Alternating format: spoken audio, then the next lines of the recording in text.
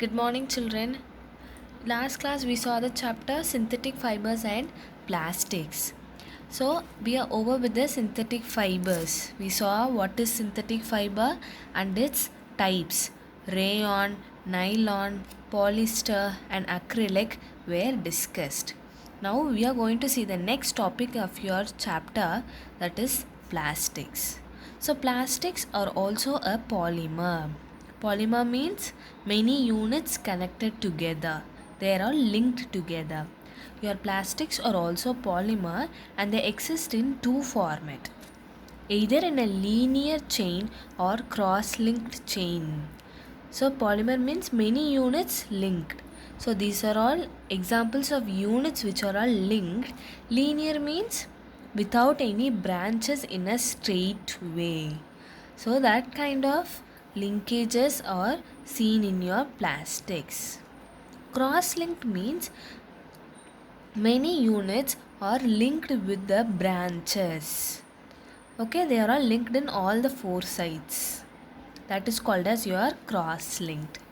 So plastics exist as a polymer in two formats, either in the linear way or in the cross-linked. And a very important property of plastic is they can be molded into any shape. Whatever shape I wish, they can be molded. Now if you notice around you, many articles will be made up of plastic. And the best advantages of using plastic is they can be recycled, reused and recovered. Okay, so examples of plastics will be polythene bags. Polythene is nothing but poly plus ethene. Poly means many units, so hence it is a polymer. Okay, now we are going to see the two types of plastics. There are two types of plastics, thermoplastic and thermosetting plastics. Thermoplastic means if any article is used and if I wanted to reform into another shape, I can do it by heating. Okay, now let us, the examples for thermoplastic will be toys and comb. Okay, let us take this. If I am using a toy and if it is broken, I cannot use it anymore. Okay, so if it is a thermoplastic, I can heat the toy and melt it and again mold it into a new article. Okay, so that is the called as your thermoplastic. Thermoplastics means the objects which are all made up of plastic can be melted once it is used and by heating, and they can be again changed to another article. So examples will be polythene and PVC. Polythene bags, every day you come across polythene bags. If you heat it, they melt down, and again if I wanted to mold it to another shape, I can do it with that. PVC means your pipes.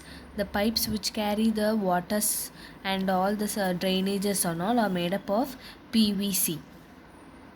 PVC means polyvinyl chloride. So can you see in everything poly, the word poly is attached? It means they are made up of many units. Now let us see the next classification, that is your types of plastic is thermosetting. So what is this thermosetting plastic means? Once an object is used and if it is broken, I cannot change it again by heating. Okay, so if I get an object by molded into any shape and once it is broken also, I cannot deform it into another article by heating. Examples of thermosetting plastics will be bakelite and melamine. Bakelite is a poor conductor of heat and electricity.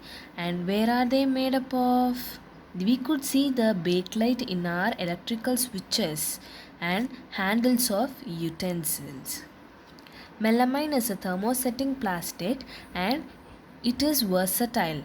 Versatile means changeable. It can be changed or adaptable. It can be adapted to anything, used for anything. Okay, by changing its state and can be used as anything. It resists fire.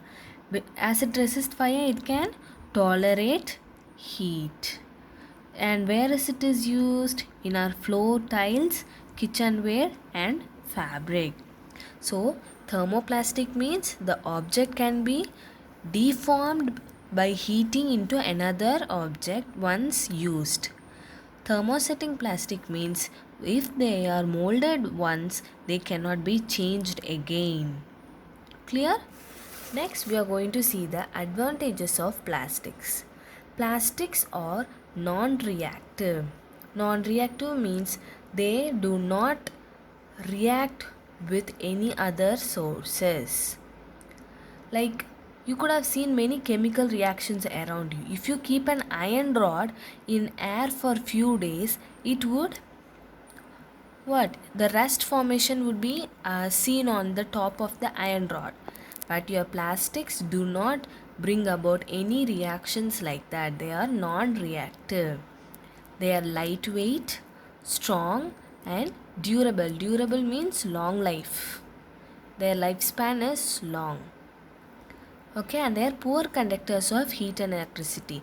If I bring heat or if I pass electricity to a plastic toy, it does not react to it. It does not bring any changes. And the plastics are cheaper as we compare to other materials like silver and gold and iron and steel. So what are some disadvantages of plastics? They are non-biodegradable. What do you mean by biodegradable?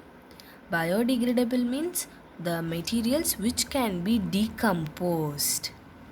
Whereas non-biodegradable means they do not decompose.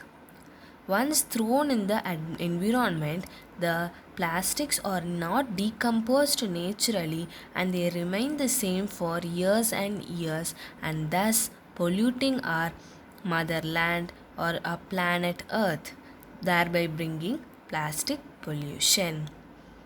Okay children, so what did we see today?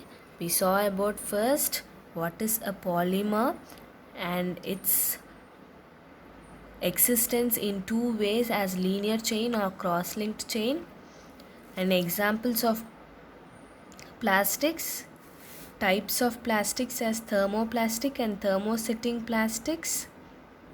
Examples for thermosetting plastics are bakelite and melamine and their properties where we could see them. Examples for thermosetting plastics as bakelite and whereas it is utilized, melamine and its application, and advantages and disadvantages of plastics. Okay children, so the next remaining part will be discussed in your next class. Thank you children.